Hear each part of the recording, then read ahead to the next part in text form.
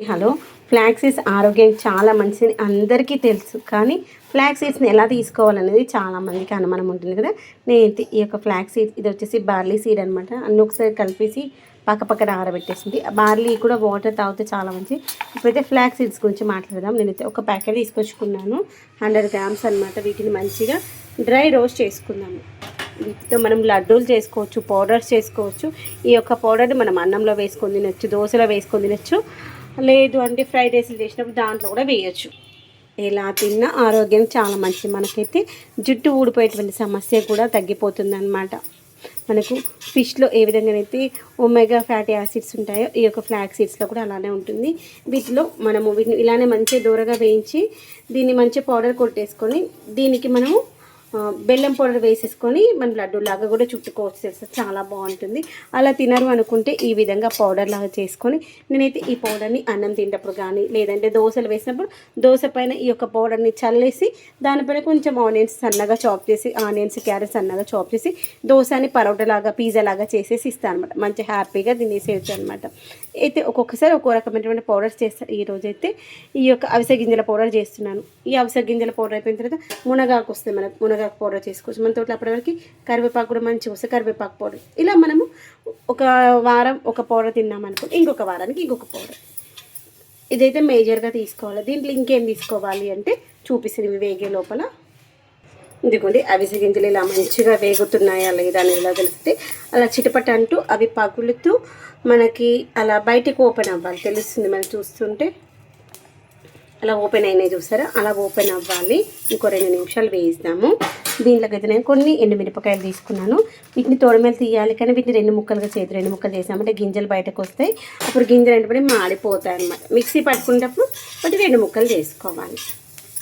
ఇక్కడ మంచిగా వేగిపోయాయి. ఇంకా ఇది వేగింది అనేది ఇంకొక విధంగా ఇలా చెక్ చేసుకోవచ్చు. అంటే ఇదిగోండి, ఇలాంటి ఇలా చునిగిపోవాలి. నార్మల్గా అయితే ఇలా చునగదు అనమాట. అలా చునిగిన తర్వాత ఇక్కడ ఎంత బరువు ఉందో అసలు. తర్వాత మిరపకాయలు, వీటిని కూడా డ్రై రోస్ట్ చేసేద్దాం. ఒక 2 నిమిషాలు అలా వేగేలోపు ఒక్కసారి అన్నం చూసుకుందాం.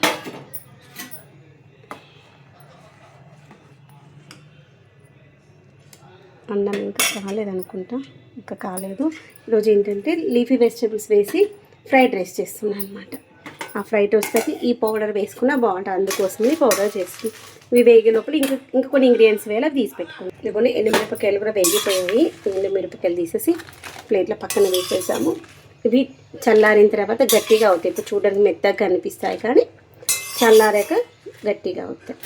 ఎందుకు మనం ఈ యొక్క మిరపకాయలు డ్రై రోస్ట్ చేస్తున్నామంటే దీంట్లో ఉన్నటువంటి మాయిశ్చర్ కూడా పోతే మనకి మంచిగా ఎక్కువ రోజుల వరకు నిల్వ ఉంటుంది. అందుకోసం చూస్తే మిరపకాయ విత్తనాలు బయటకు వస్తాను. నేను దీంట్లో ఇంకేం వేసానంటే జీలకర్ర, ఆవాలు, కొన్ని మెంతులు, కొన్ని ధనియాలు, వీటన్నిటిని తీసుకొని ఇలా మంచిగా వేయించుకోండి. వీటితో కమ్మటి వాసన వస్తుంది, టేస్ట్ సూపర్ వస్తుంది. అలా వచ్చేంత వరకు వేగనివ్వండి, ఓకేనా. తర్వాత కొంచెం కందిపప్పు, కొంచెం పెసరపప్పు. ఎందుకంటే పప్పులు వేస్తే కమ్మగా ఉంటుంది అంతే, అంతకుమించి ఇంకేది లేదు. కొంచెం 1 టీ స్పూన్ అంతే. లేదంటే వీటి ప్లేస్లో డ్రై ఫ్రూట్స్ కావాలన్నా వేసుకోవచ్చు.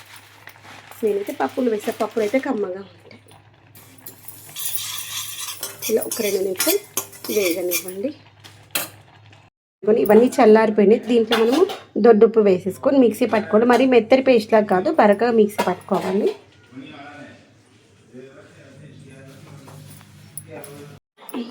ఇప్పుడు ఈరోజైతే నేను అవిసె గింజల పొడి అయితే చేశాను.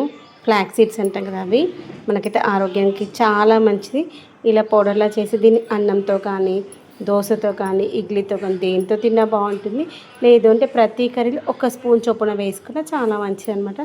అందుకని ఇలా చేసేసి ఇలా డ్రై అయిపోయిన తర్వాత ఒక గ్లాస్ బాటిల్లో వేసి పెట్టుకొని మనకు కావలసినప్పుడులో వేసేసుకోవచ్చు. దీన్ని ఒక గ్లాస్ బాటిల్లో స్టోర్ చేసి పెట్టేసుకుందాం. గాలి తగలకుండా ఉన్నటువంటి బాటిల్లో వేసి పెట్టుకున్నాం అనుకోండి, 1 మంత్ 2 మంత్స్ వరకు కూడా ఖరాబ్ అవ్వదు. ఇలానే డైరెక్ట్ వాడకుండా దీంట్లోకి వెళ్ళి కొంచెం ఇంకో చిన్న బాటిల్లో మార్చుకొని అది అయిపోయిన తర్వాత మళ్ళీ తీసుకోవచ్చు. అండి ఫైనల్గా అయితే మనకు అవిసె గింజల పౌడర్ అయితే తయారైపోయింది. చూసారా, ఇలా పొడి పొడిగా ఉండాలి, మరి మెత్తగా ఉండదు, కొంచెం ఇలా బరకగా ఉండాలి, అప్పుడే బాగుంటుంది. మనం ఏ పౌడర్ చేసుకున్నా బరకగా ఉంటే మనం తినేటప్పుడు గొంతులో చుట్టుకుపోయినట్టుగా ఉండదు, లేదంటే చుట్టుకుపోయినట్టుగా ఉంటుంది. ఇలా మిక్సీ పట్టుకున్న తర్వాత కాసేపు ఇలా ఒక గిన్నెలో పెట్టేసి ఆరిపోయిన తర్వాత ఒక గ్లాస్ బాటిల్లోకి మార్చేసుకొని మనకు కావాల్సినప్పుడు అన్నంతో కానీ, ఇడ్లీతో కానీ, చపాతీతో కానీ దీంట్లో తిన్నా బాగుంటుంది.